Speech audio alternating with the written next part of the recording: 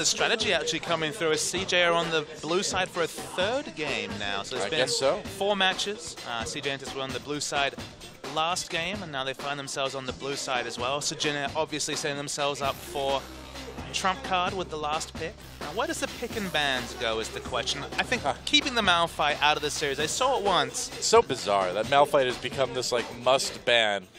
I don't know what's going on, dude. It's fun when things like this happen, where out of nowhere, Ashe and Malphite are suddenly pick ban status, but it's very strange. That's just scrim culture. That's just competitive gaming. Is that even these champions that haven't been seen for a while, people recognize their strengths. They're introduced. You know, some team has kind of the confidence to bring out this out of the meta pick, and Tigers has certainly set up the momentum that really drove Najin away from Worlds, you'd have to think. Yeah, there's the Kalista ban on blue side once again from CJ. Shen banned again. Now Shen's been banned quite consistently. The only team that really shook that up was Tigers, who let Shy pick up that Shen and then played Shyvana and just split pushed and proxy farmed and dirty farmed all over the Shen and ensured that Shen wasn't a big factor. But Shy otherwise 6-2 and a massive 25+ KDA. Have to respect that pick. It takes a certain amount of bravery to allow Shy to play that Shen. And yeah, not many teams are willing to do that. There's a Gangplank ban. And there's the Elise ban. Okay. So what are we going to see first pick? The Elise Lulu has been pretty popular. the champion that came through. Lulu is the pick that's made it through the picks and bans. But how high does CJ Entus prioritize Lulu? That is a question we do not know the answer to.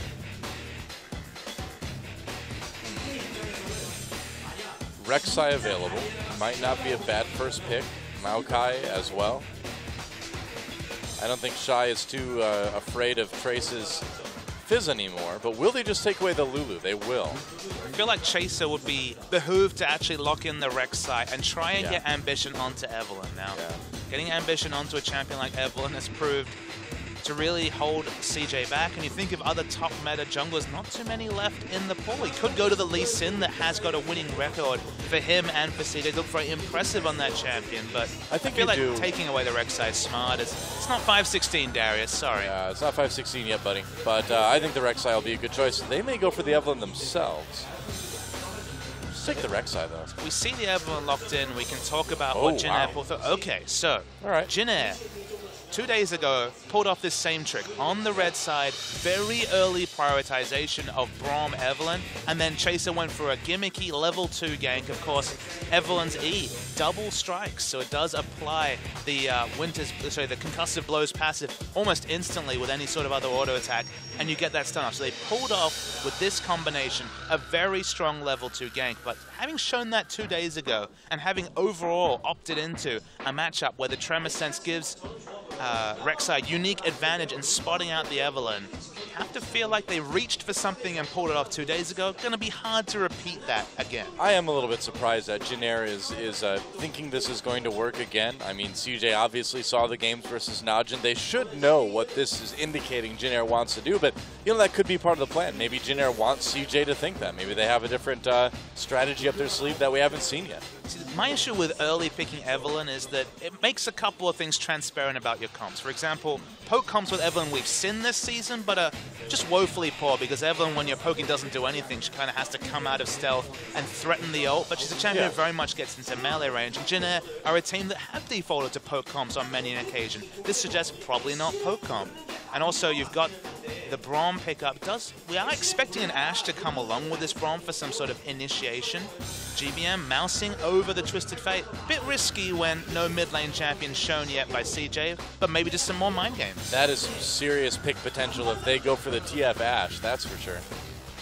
Zillion's been hovered over a lot, but I don't think we're going to see it picked anytime soon. I really don't want to see Trace play this Fizz again. Still has the same summoner spells. That'll make you sad, though. I'm like, no Trace. Trace and Shy, 2 players who really should stick with champions that aren't Fizz. I mean, Shy wins games on Fizz. I don't know if Trace can. He's going to try it, though. Ashe locked in, and yep, there's the Fizz. So, yeah, it could still be going to the mid lane, but with those summoners, like you said, Papa Smithy, I've got a feeling that one's going up to top. And is it just Diana again? I was going to say, just as it comes forward from being considered, but why not? GBM tried something. They gave him red side counter pick. He tried the Cho'Gath, did okay in lane, but Cho'Gath has no catch-up potential. Unless one of your other lanes or a pick champion or an overwhelming CC advantage exists for your team, you just can't get back into games with that Cho'Gath because it's so hard to make things happen with the wind-up time on the Rupture. So even though the first pick changes, a lot more of the same for CJ Entus, it's looking like in this round of the draft. I think the Jinx is great here. I mean, their comp is basically the same as last game, only stronger with the Lulu. I mean, the fast push. Yeah. Given that Lulu can control her wave so well from level 1 with the Glitter Lance, and yeah, the fast push from Jinx was super effective, so definitely looking like more of the same from CJ Entus, and now it's on GBM to either play the Fizz into Diana, which is not an easy matchup for the Fizz. Diana's so tanky that often if you misjudge your damage, you will die in the AP Fizz versus AP Diana mid matchup, or show something different, because Cho'Gath is not the answer this time. I think you go Orianna and you just get ready to pop the shockwave on Diana when she comes in. It's a big problem though, Dor, because a classic counter pick matchup. Diana always out-pressured Orianna and had solo kill pressure post-6, so you don't want to opt into that particular champion. You could go for the Victor, and again, it's a soft counter pick, so you don't really want to go for Victor. Ryze would be something different. It would definitely be able to go toe-to-toe. Remember, it's too tanky. Two mages that build tanking that can really duke it out in the mid-game. It's a risk, and they'd really need Chaser and Fizz to apply lane pressure and roam pressure and just basically ensure that there are other lanes which aren't on paper landslide advantages to create map pressure, because if they fall behind in pressure and they have a Ryze who can't really apply pressure in mid, they will struggle. It's going to be the Ryze for Jin-Air. Now, where are these champions going to go? I'm guessing the Fizz will be up in top. Yep. All right. That is what we're expecting. They could still swap, but this seems like what it's probably going to be. Honestly, this is just an objectively worse matchup for Trace against the Lulu. Lulu has the ultimate, has so many ways to disengage. I guess if you get a quick level 6, you can pop the Ignite. There's some tricky ways to get a very early first blood in the Fizz versus Lulu matchup. But in general, it's a defensive mage versus a carry mage. This is the sort of matchup we'd expect in the mid lane a few months ago. Yeah. And it's all on Jin-Air creating enough pressure for Ryze to scale, because eventually we're going to see the Ryze versus Diana duel. And surprisingly, GBM hasn't actually taken the teleport himself, so the teleport disadvantage is going to persist this game. Pilot's going to need to be very careful as well, too, not to get caught out by that Diana, not to get caught by those double globals or triple globals if you count in the Rek'Sai ultimate as well, too. That CJ's bringing. It's a dangerous comp against Jin-Air. But if they can win it, they will move on to the final stage of the gauntlet. CJ looking to move on to the final game in this best of 5. Let's see who does.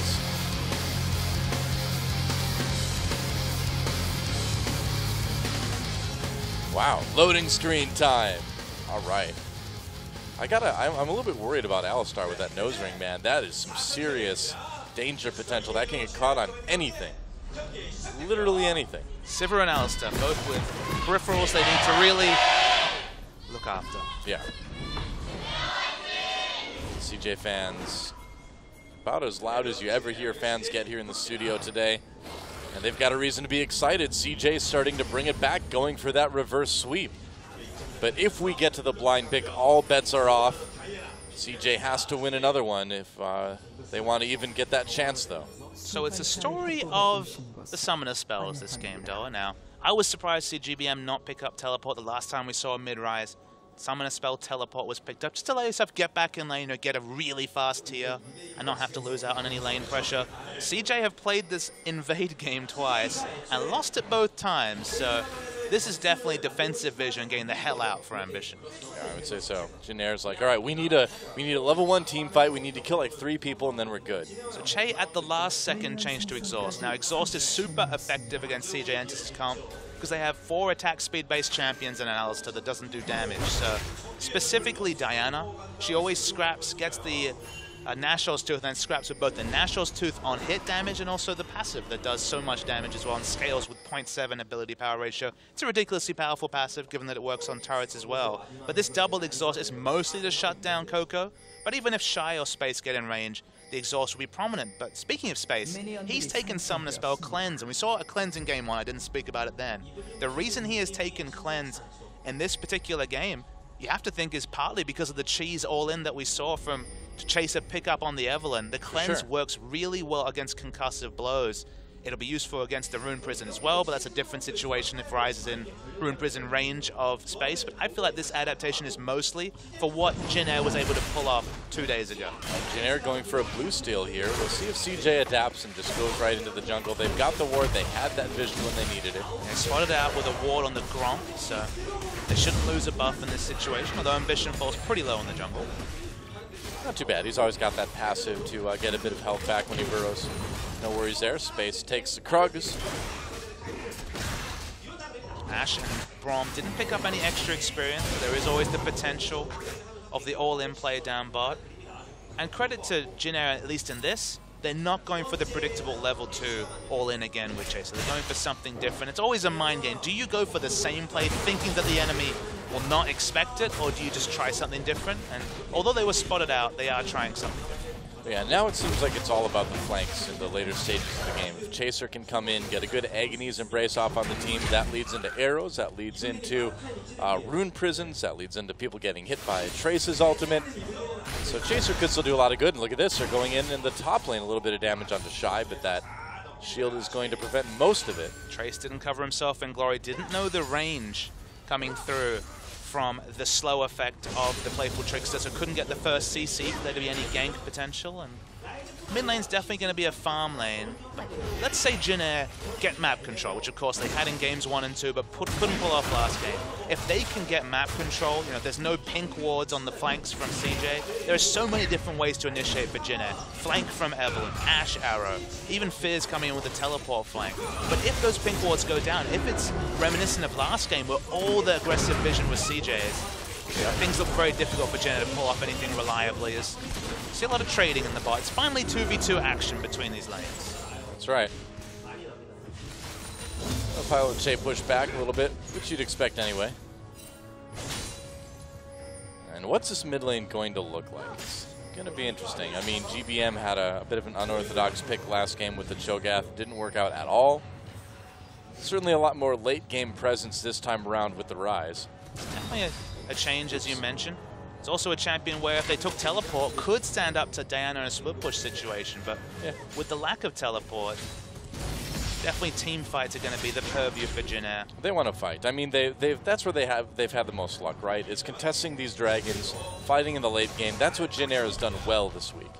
And so, don't worry about the split push. I think you're just trying to go for objective control with this comp. So then why is Trace playing Fizz? That's the champion that goes against the I don't know. grave. I have no explanation for the Fizz. I don't think anyone does. Ambition coming in to try to make a play into GBM. GBM could be in a bit of trouble. Flashes his way out of that knockup. But CJ gets the summoner. That's what they wanted. Very nice play. The nerf coming through for Ambition's knockup radius was on display there. Oh yeah. It's able to hop over the potential of the unburrow. Ambition spots out Evelyn. Yeah, it's going to be so useful to have that tremor sense. He knows exactly what's up. Chaser could be in a bit of trouble here. Ambition coming in. Chaser just popped his W for a bit of speed. Now he's got to use it to get away. Meanwhile, some action down in the bot lane. Shay and Pilot, they get the stun onto Mad Life, but not a ton of damage. Mad Life already pretty tanky with that Relic Shield. So much success from this Jinx pick, which has done so much work. It's actually been one of the main reasons that CJ have come back into this series. And even though they're down a combat summoner, they only have a cleanse compared to the heal. They still have plenty of lane control in bot lane, just from the Jinx versus Ashe mismatch in the early game. And Ambition, there we go. Not spotting Chaser until he moved there at the last second. I foresee a recall being denied. Or not. Oh, hi. Why did he unburrow? I thought he saw him at the very end, but he must not have. Meanwhile, a little bit of action up at the top lane. Trace could be in trouble here. Prey Seeker finds him. Pretty sure he spotted him, then unburrowed instead of shooting a Prey Seeker. I guess so. I mean, when Chaser was using his hate spikes and standing in place, you couldn't see him, but he moved right at the end. We saw it.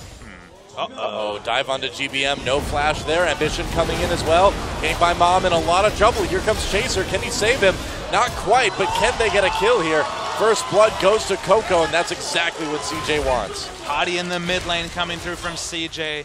Diana hits 6 first, able to get the ult, and GBM didn't have 6, so didn't have the ability to get that defensive shield through and the utility of the movement speed. Nothing Chaser can do level 5 himself, so really nice rotation diving a rise early in the game, works in the mid lane, works in the top lane, and works a treat for CJ Entus. It certainly does. GBM with that tier isn't going to have a ton of power early on. Needs to stack up, of course. Rise takes a while to get there as far as damage goes. Coco working towards his Abyssal Scepter, it looks like.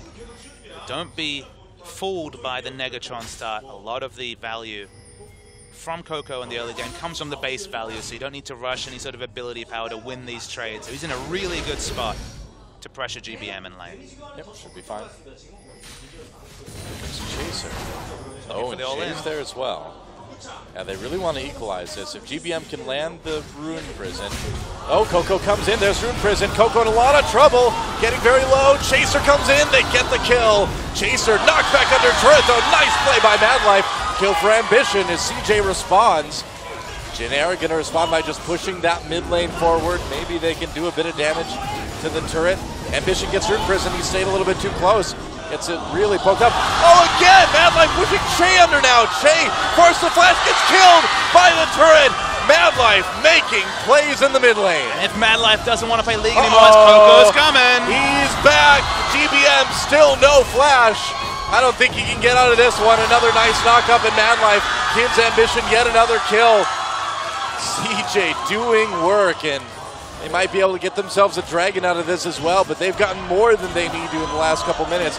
Madlife, what a series of plays. Madlife's adds to the career highlight reel on the Alistair. And man, as I said, if the League of Legends, if he wants to step away and retire, the CJ volleyball team needs another member, and it could be Madlife. I guess so. He can spike him into the turret any day.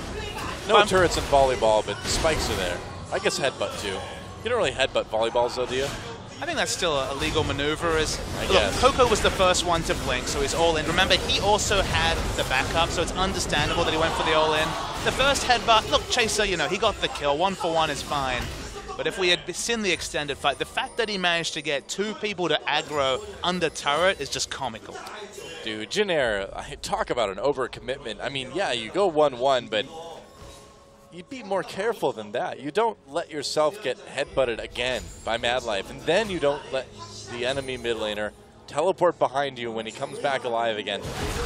And they're going to try to make a play on the Shy here. Agony's Embrace, there's a fish as well. Shy in a lot of trouble without that flash. Looks like Jinair should be able to get a kill, and they will. Good on Jinair. He understood the flash was down from Shy, so able to pick up that kill, but getting a kill on Trace is pretty important as well. You need to get the snowball going. He's gone for double Dorans again, despite not falling behind in the early game. So really prioritizing the early stats, but delaying the Trinity Force that is always the massive power spike for this tanky top lane Fizz. He's overextended. It doesn't have playful tricks for 7 seconds, but the follow doesn't come through from Ambition. In the mid lane, just trying to freeze the lane. Rise's turret falls. It was chipped down megally, and GBM just didn't have the AoE to keep it up. Yep. First turret of the game going over to CJ. Space with the rocket. And, whoa, nearly takes out Chaser. Did he get the red buff? He did. Got the red buff. Oh, arrow onto Space, though. Madlife there to support his AD carry, so it looks like he'll get out of that one, but a close call there for the AD carry on CJ. That was some sick calculation. Evelyn just didn't check the bush. Didn't know there was a pink ward in the area. Well, they know now. Still required some approximation after the leashing to know that health, but it was good. That was Faker-esque in his sniping, and this is with a much harder skill shot to steal compared to, say, for the Ezreal ultimate that Faker makes work. The AoE radius on the level 1 Jinx ult, much harder calculation to make. Well, not to mention Jinx's ultimate doesn't hit mobs, it only hits players too, so you have to hit someone right next to the mob at the right amount of health. It's tough to make it work, but you see it every once in a while. Talked about the tactical surrender from Jinair in game 1. Sorry, in game 3, the previous game.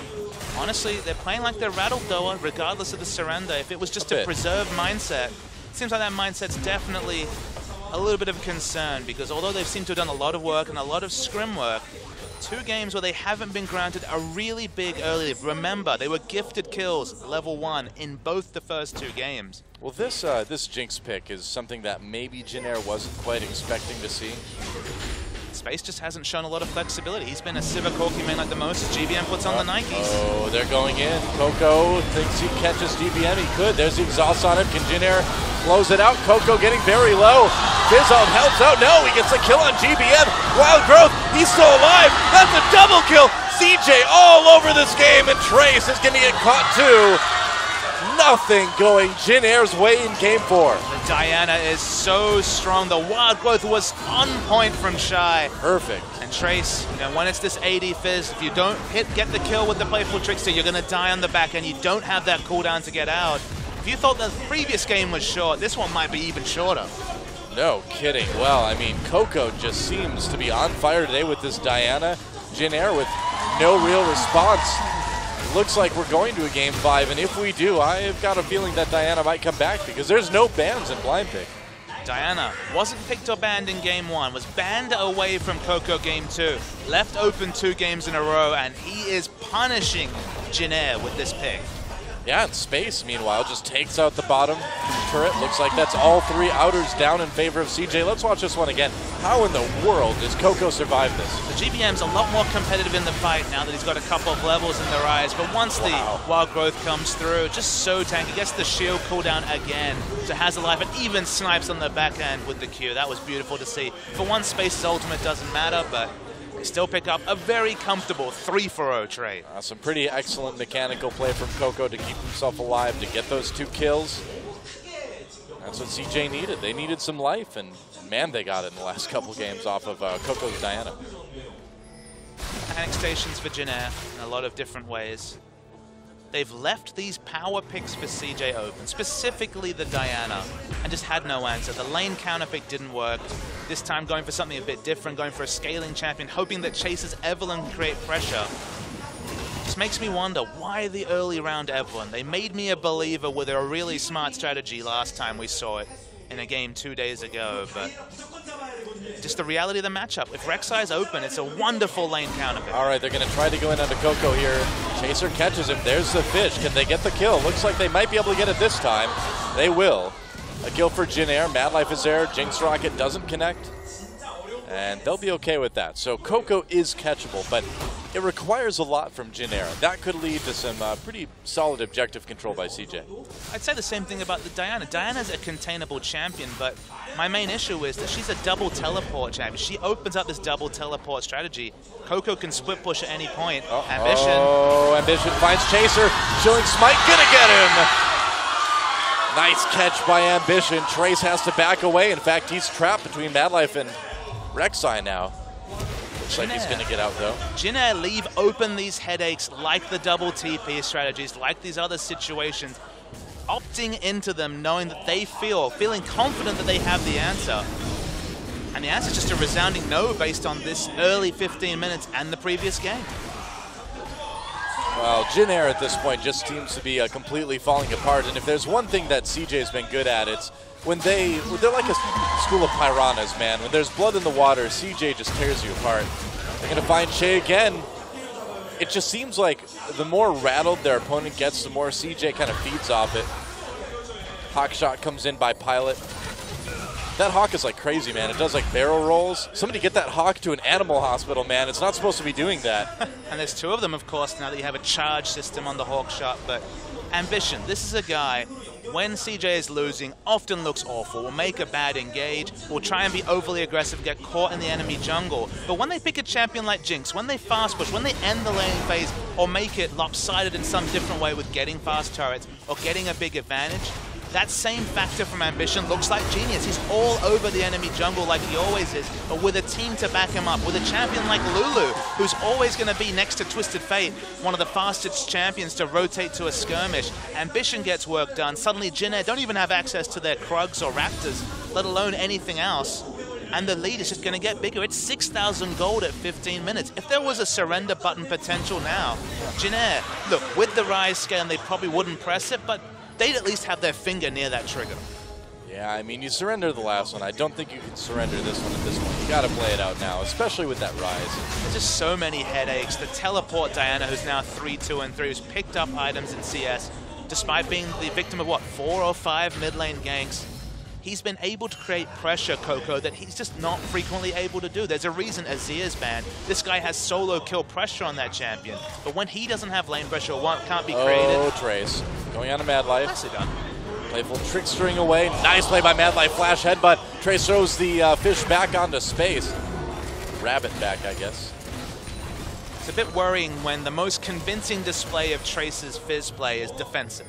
Yeah. It was a nice ult. I mean, he caught him fade away fish. Yeah, he dodged a pulverize. He maneuvered away from the oncoming space. That part was great, but that's not what Fizz is all about. He's all about going all in. Yeah, you're going the wrong direction if you're doing that with Fizz. Turret taking a little bit of damage. Shy just pushing up that bot lane. He's got the teleport if he needs to come in. They've got a 5-man group if they want it. They've got double teleport available, and they can create huge 1-3-1 pressure. And that 3 can be in the top lane, the bot lane. It doesn't matter. They can all instantly react. Honestly, they could just have the AD carry and support push. And if they have the tunnel network, 3 members can show up at the drop of a hat. Yeah, they've got that 1-3-1 going. Or they could if they wanted to. And Jin Air, I mean, the only way they could really conceivably win this game now is if they go super, super late game, Rise gets powerful, and then they win some sort of crazy team fight. But CJ doesn't look like they're going to give him that opportunity. They're pushing so fast. 4 turrets down in 17 minutes and no sign of letting up. Mad Life comes in for the headbutt pulverize on the Pilot. Pilot low health, but Mad Life going to get caught a little bit. Teleport coming in for CJ. Jin Air can't really pursue this. They might have to give up this turret, too. And honestly, Ashe is their only initiation option because look at the pink wards littering the red side jungle of Jin Air. Arrow onto Coco, but Mad Life comes in immediately. Mad Life getting a bit low, but they've got a low health. Jin Air members, 3 knockups from Ambition, and CJ all over this one again. GBM taken out by Shy. It's just going to wild growth himself, and Jin Air having to flee away from their tier 2. 5-0 now is the turret lead for CJ. That's so much gold from the turrets and the pink wards I was mentioning. There's how many pink wards? I believe 4 pink wards on the map. All of them are at the river or further pushed up. 2, importantly, in the red side jungle. No flank possibility option from Chaser. This was always going to be a moment. Remember, this is initiated by Jin Air when they're behind. Mad Life with the dying headbutt pulverize, but space is free hitting at the back. Well, Mad Life is really going off this game, man. If we were giving away MVP awards in the Gauntlet, Mad Life would definitely be my candidate for this game. Come on, when he spikes 3 members under turrets, he's already got it sewn up 10 minutes in. That is bloodthirsty, man. That's why Mad Life has always been one of my favorites. 2 games on the blue side in a row, and 2 games where CJ have had so much advanced vision, so much map control. It's just all going wrong for Jin Air out of almost nowhere. I was ready to write this series off 2 games in, and something fundamental has changed. Credit to the shot calling, credit to the coaching and the mentality of these members. You can see the veteran status, but they're able to shake away those poor first 2 games, that poor series against Ku, and come back strong. You know, it just seems like Jin Air is trying to be too clever in their picks and bans, doesn't it? They're trying to kind of outthink CJ and outmaneuver them, but it really seems like they're kind of outsmarting themselves. They give themselves these compositions that they really don't seem to be too good at playing. You gotta wonder what's gonna happen in the Game 5. Space a bit low, trying to make a play is Trace. Space gets out anyway, and when you can't catch a Jinx like that, you are in big, big trouble. CJ Coco goes in on the Pilot. Nice kill. This Diana is pretty much unstoppable at this point. GBM fighting Ambition under turret, goes for it, tries to catch Space with Space, fading away. GBM gets punted right into another rocket, and Shy with the split push. There goes his tier 2. It's a pretty cool 5v4 coming through there for Jin Air. Shy wasn't even required at any point. We're going to blind pick, Doa. We are definitely going to blind pick. There is no way that Jin Air is stopping CJ from taking this game. Inhibitor going to be taken out. It's not the end of this one just yet, but might as well be, because unless we go another 30 minutes in this game, there's just no way Jin Air can close this out.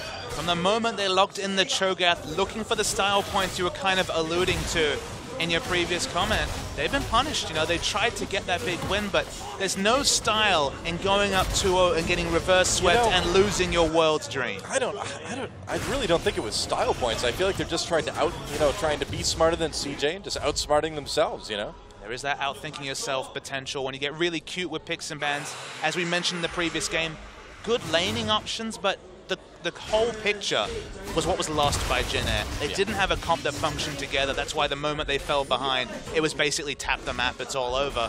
This time their comp makes more sense, but they just made decisions they didn't need to. Why the early headbutt? Ambition comes in, gets hit with the Rune Prison. Coco gets into the back line, nice 3-man over. Oh boy, that's a big rocket. Coco with the Zonias. That's going to leave Ambition and Mad Life to wreak havoc in GBM and the rest of Jin Air. 2 kills already.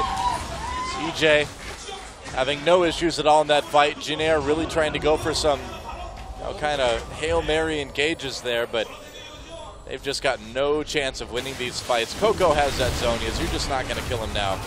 And CJ Entus and their history in blind pick has never been in doubt. This is an excellent blind pick team. We're going to see Coco Zazia most likely. We're going to see all these players on their strongest chance. And after having such a big advantage, it's going to be an uphill battle for Jin Air. Oh, sure will. There's the Baron. There's the surrender. Jin Air knows what's up. And we are going to blind pick, guys. Game 3 and Game 4 was shorter. Basically the exact same length as Game 1. It was a 43-minute win for Jin Air. Next 2 games, those last 2 games we've seen, 45 minutes together. Yeah. Wow.